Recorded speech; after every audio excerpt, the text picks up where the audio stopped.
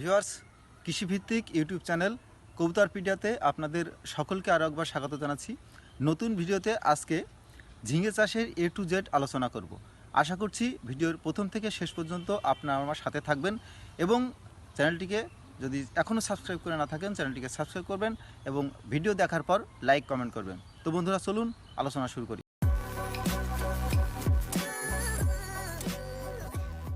তো ভিউয়ার্স, আমার সামনে দেখছেন যে একটি ঝিঙে স্টেট সোজা। এই ঝিঙে আজকে ঝিঙে চাষের আদ্যপন্ত আলোচনা করব।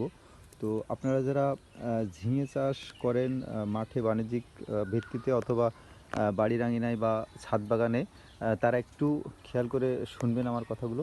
তো এই ঝিঙে কিন্তু একটা স্বল্পমেয়াদী ফসল, মানে অনেক লং টাইম এরা ফল দেয় না গাছে। তো গাছের গোড়াটা যদি একটু ভিজে রাখেন তাহলে কিন্তু বেশি ফল দেয়। তো খুব বেশি সার আসলে ব্যবহার করা দরকার নাই, সামান্য পরিমাণ টিএসপি, ইউরিয়া, এই দুইটা সার ব্যবহার করলেই হয়। তো মূলত গাছের যে আর্দ্রতা গোড়ায়, এই আর্দ্রতা একটু ভালো রাখতে হয়। তো গাছের বয়স এখন প্রায় 1 মাসের কিছু বেশি। তো সে অবস্থায় গাছের যদি ফুল দেখেন, তো দেখেন এখন প্রচুর পরিমাণে ফুল কিন্তু আছে গাছে। আপনি এই দিকটায় যদি দেখেন, প্রচুর পরিমাণে ফুল আছে কিন্তু প্রত্যেকটা গাছে কিন্তু প্রচুর পরিমাণে ফুল এবং ছোট ঝিঙে আছে। তো এটা করতে গেলে আপনাকে যে কাজটা করতে হবে, গাছের এই যে দুইটা সারের কথা বললাম, এই দুইটা সার সামান্য পরিমাণে গাছের একটু দূরে, গোড়ার থেকে একটু 1/2 ফুট দূরে যদি দেন তাহলে সবচেয়ে ভালো হয়। আরেকটা জিনিস খেয়াল রাখবেন যে এই গাছটা দ্রুত বাড়ে কিন্তু স্বল্পমেয়াদী ফসল। তো আপনাকে যে কাজটা করতে হবে সেটা হচ্ছে মাচায় ওঠার পরে গাছের মাথাটা কেটে দেবেন এবং তারপরে আরও শাখা পোশাখা বেরোনোর পরে যখন আবার 5-6টা পাতা বেরোয়, তো তখন আরেকবার কেটে দেবেন। মাথাটা ছোট্ট করে কেটে দিলে তাহলে কিন্তু শাখা পোশাখাটা বেশি হয় এবং দ্রুত ফুল ফল চলে আসে।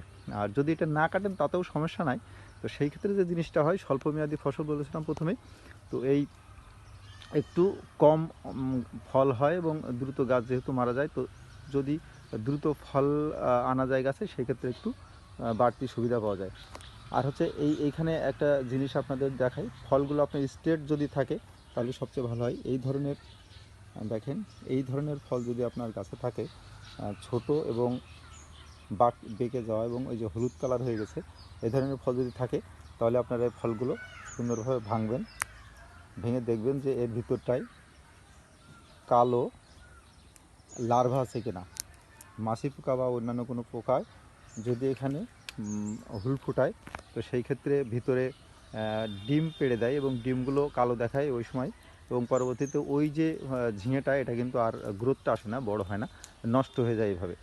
তো সেই ক্ষেত্রে যদি এরকম হয় তাহলে আমি যে ওষুধটা ব্যবহার করি, যে সেটা হচ্ছে অটো গ্রুপ কেয়ারের টাপ গার্ড, দাম কম, মাত্র 100 টাকা নেয়। এই ওষুধটা ব্যবহার করেন, ভালো ফল পায়। এটা দেওয়ার নিয়মটা হচ্ছে দুপুরে যখন রৌদ্র থাকে, তো সেই সময় এটা স্প্রে করতে হয়।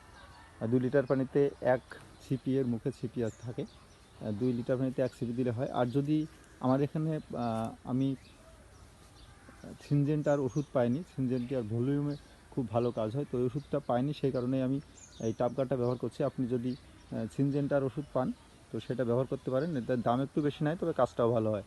আর যদি আপনি কীটনাশক মুক্ত রাখতে চান তাহলে আপনি মাছি পোকা বা অন্যান্য পোকা আক্রমণ থেকে বাঁচাতে গেলে আপনি ফেরোমন ফাঁদও ব্যবহার করতে পারেন, সেটাতেও ভালো কাজ হয়। তো এটা হচ্ছে মূল কথা। আর যদি আপনি লং টাইম রাখতে চান তাহলে আপনার গাছের গোড়ার যে আর্দ্রতা, এটা আপনাকে ঠিকঠাক রাখতে হবে। এখন গরমের সময়, মূলত এটা মার্চ-এপ্রিল মাসে রোপণ করা হয় এটা। তো এই সময় যেহেতু শুষ্ক আবহাওয়া বেশি থাকে, সেই কারণে এর লংজিভিটি কম হয়। তো আপনি যদি গাছের গোড়ায় নিয়মিত পানি দিতে পারেন, তা ভেজা রাখতে পারেন, তাহলে কিন্তু আরও কিছুটা বেশি সময় আপনি এর ফলটা পাবেন। তো বন্ধুরা, এই ছিল ঝিঙে চাষের মোটামুটি একটু ভালো আইডিয়া। তো আপনারা যদি আমার ভিডিওটা ভালো লেগে থাকে তাহলে লাইক শেয়ার দিবেন, আর কমেন্ট বক্সে কোনো প্রয়োজনীয় কথা থাকলে কমেন্ট বক্সে কমেন্ট করবেন। ধন্যবাদ বন্ধুরা।